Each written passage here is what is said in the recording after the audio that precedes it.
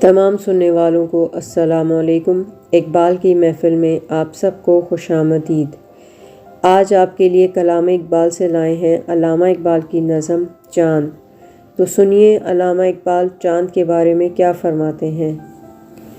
میرے ویرانے سے کوسوں دور ہے تیرا وطن، ہے مگر دریائے دل تیری کشش سے معجزاً۔ قصد کس محفل کا ہے آتا ہے کس محفل سے تو، زرد رو شاید ہوا رنجے رہے منزل سے تو۔ آفرینش میں سراپا نور تو، ظلمت ہوں میں اس سیاہ روزی پہ لیکن تیرا ہم قسمت ہوں میں۔ آہ میں جلتا ہوں سوز اشتیاق دید سے، تو سراپا سوز داغ منت خورشید سے۔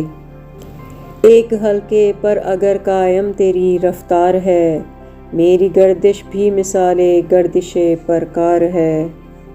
زندگی کی رہ میں سرگرداں ہے تو، حیراں ہوں میں تو فروزاں محفل ہستی میں ہے سوزاں ہوں میں رہے منزل میں ہوں تو بھی رہے منزل میں ہے۔ تیری محفل میں جو خاموشی ہے میرے دل میں ہے، تو طلب خو ہے تو میرا بھی یہی دستور ہے۔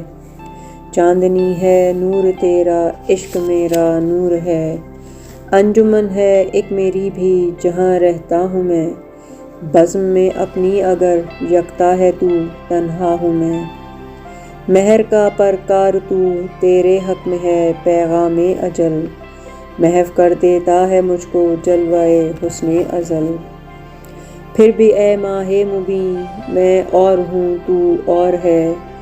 درد جس پہلو سے اٹھتا ہو وہ پہلو اور ہے، گرچہ میں ظلمت سراپا ہوں سراپا نور تو۔